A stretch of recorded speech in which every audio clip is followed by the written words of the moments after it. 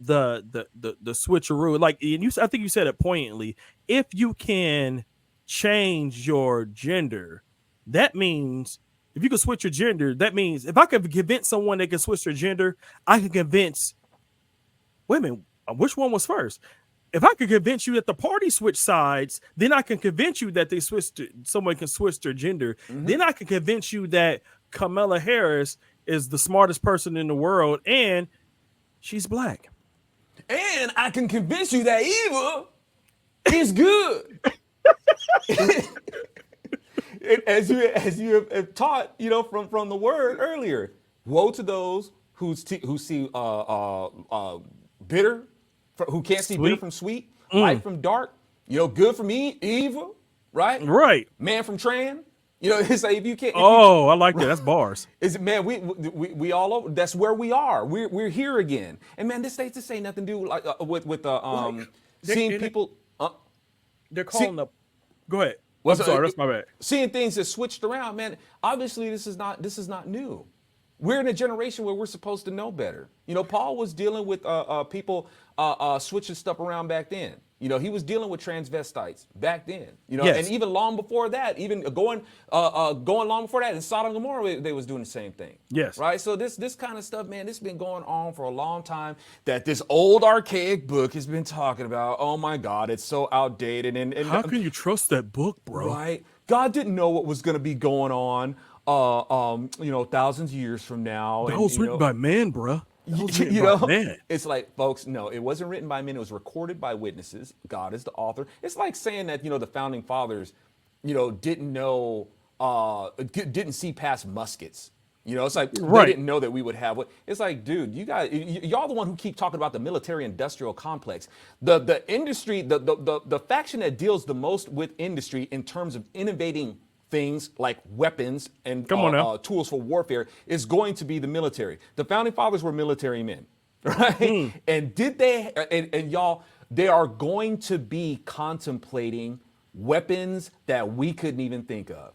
Right, Yes. the musket might have been where they were. They were already experiencing with rapid fire kind of artillery. Then they want to have the kind of things that can deploy whatever ballistics as fast as they can, as far as they can, and whichever. They're already thinking that stuff, man. So for these ignorant boobs, talking about founding fathers who couldn't see past the musket, you're very wrong. And I say that because it's the same thing with the word of God. We're talking about God. We're not even talking about founding fathers. We're talking about the original founding father, God himself. And God of the universe, the one verse. The omniscient, man, the one who sees from in the beginning. You think that this book doesn't automatically update?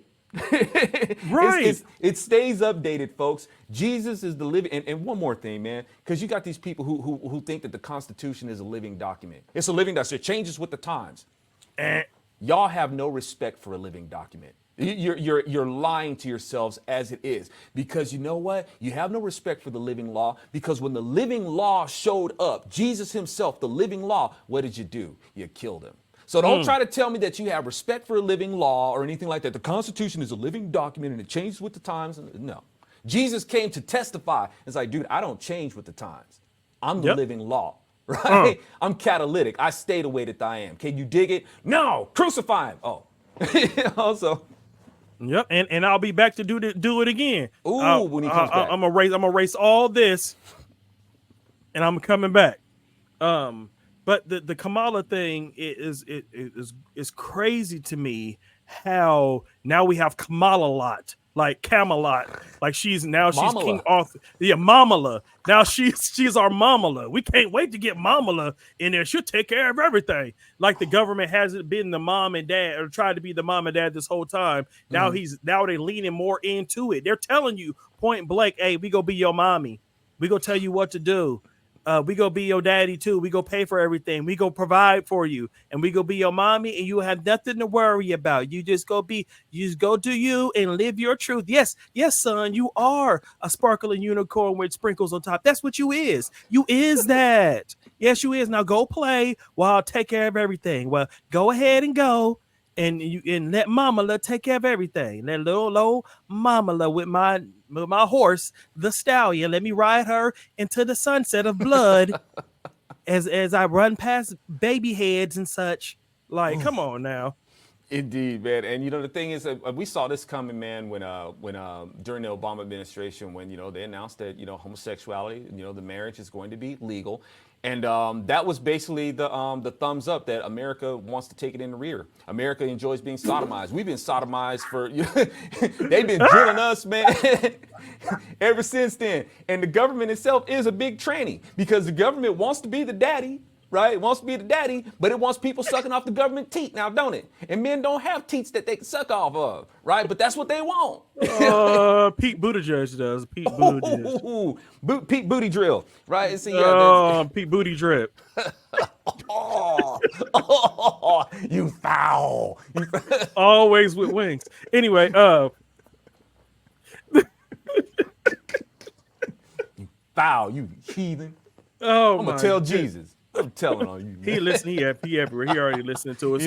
And he approves. He called them a brood of vipers. Yes, he called them unwashed tombs. So I think we can call out people for what they are. Right, dogs, pigs. He used it all. Yeah. He was snapping on them for real. Yeah, we good. I think we're in good company. But yeah, it is the truth that the government is trying to do both. And I think it breaks down. And I'm thinking I'm getting ideas though. See if I'm wrong. If I'm wrong, you can correct me. The breakdown of the nuclear family in the Black community, and I'm really speaking on that right now. In the Black community, is giving way to now the degrading of intellectualism and decency that we see now, and the lure of lasciviousness and indecency and greed and money would have been tamed and honed and kind of chipped away if the father stayed in the home. So what they did back in the LBJ, you said LBJ, right? Mm-hmm. Yeah, back in those days. Society.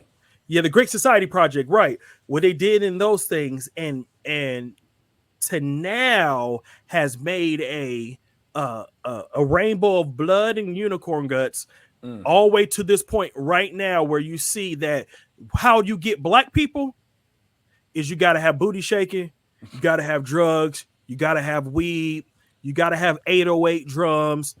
Black people only do 808 drums. They weren't the ones creating jazz. No, they didn't create jazz. No, well, yeah, patooey. They didn't create rock and roll. Oh no, power chords. Patooey. They had nothing to do with these great tap dancing and this great contributions to art, poetry, and all. They had nothing to do with that. No, it's just rap music and booty shaking. That's all Black people are there for. But that all would have been, I think, curtailed or changed if the Black family unit wasn't demolished for greed and insecurity. Greed and insecurity are the things that destroyed, I think, the Black home. And I might be wrong, but you can correct me. No, man, you're on point. And the thing is, these talents that like you talk about rock and roll, and jazz and things like that. For a long time you would have Black folks say, well, they stole that music from us. They stole white folks stole rock and roll, right? But how are you going to say that they stole that from us and then turn around and say that that's white folks' music? It doesn't make any sense, right? Now the blues, I think everybody should know that the blues came out of the Black, right? And rock and roll and jazz and things like that, they evolved from the blues. But it's a give and take kind of thing, because when you're playing guitar, that's an instrument that came out of Europe. I think the kind of guitar that was available to them was the guitar that came from Spain. You got Spanish guitar, and they, a big part of the slave trade, coming out of Spain. But you get a Black person, like I said, get a hold of guitar, and he's gonna, at some point discover this pattern, this scale, pentatonics and things like that, right? So you're gonna get those, and it's gonna evolve into this kind of music. All that to say, you're gonna have this generation now that has decided that kind of stuff, you're not really Black, because they did those things at the behest of white folks. They did those things to entertain white folks. They were shucking and jiving and all that sort of, but this for white people. We do this for us. right? So, wow, this is what you do for yourselves. You denigrate each other. You sing songs about objectification of women. You sing songs about fantasizing, killing other black folks, and you associate these things with power, right? And that's what it's about, power. You got this bass that vibrates and moves the air because it feels like power, right? And you're driving around, blasting these lyrics, about killing other black folks and how you're gonna do these women and all that sort of stuff, and then wonder why. And unfortunately, some people do thrive. It's a $1 billion industry, Yes. for some people, doing these things. And to your point, man, a lot of this stuff has to do with fathers. And if I may, man, please jump in at any time, man, because there was something that was baking on my brain, man, that I wanted to address, kind of speaking of fathers. I saw this video come up, man, and it was this young man on the subway with his mom, right? And I didn't listen to the whole thing, but you could see that he was berating his mom, right? He was just going off on her. And it was a young black, dude, and he's on there with his mom, right? And this white guy, comes up and he's like, "Excuse me, young man, the way that you're talking to your mom, man, you have no appreciation for this woman," and just starts going off on him, right? Just unloads on him, starts breaking down in tears. I wish I still had my mama here and all that sort of stuff. This woman is going to do this for you. She's going to be there for you. Nobody else is going to be there for you. She's here right now. She's here for you. When you need a car, she's going to buy it for you when she does it. And so he's like, giving a lot of accolades to his mom. Right. And a lot of people are cheering this on. It's like, that's right, man. You need to respect your mom, and all that sort of stuff. Right. And y'all, I'm not disagreeing with that, but let's examine this from another side. All right. Because there's the emotional side. And then there's the dynamics. Okay. Now, and this is speaking to what it is to have the fathers in the home. All right. And it's even deeper than that. Right. And James and I, we talk about these things a lot, So while he's, correcting this young man, which this young man did need correction, please understand that these young men, and we've seen this has been going on for a couple of generations now. We've had generations of men being raised by single mothers. There's a reason why these young men are the way that they are. Turn out to be disrespectful towards their moms. Turn out to be estranged and alienated from their moms. These single mothers, y'all, a lot of times it's a resentment that they have for their sons because their sons will remind them of the fathers who abandoned them. Okay? And they're trying to have a relationship with their son, trying to show that they love them, but at the same time, their son is also dealing with the resentment that they have. And you see these moms like say it all the time, things like, you just like your daddy when you get angry, right? And then and that's when it really starts to boil up, right? So these kids who have this controlling mom, and they expect these moms to have this special relationship with their sons that they couldn't have with the man that they created their son with. It's illogical, right? They're going to have a toxic and strained relationship. You can't get away from that. If you think that I'm just blowing smoke on saying that you're going to have strange relationships between these men with these young men born or being raised by single moms, then look at our culture right now. You got a whole bunch of kids that can't decide what they are.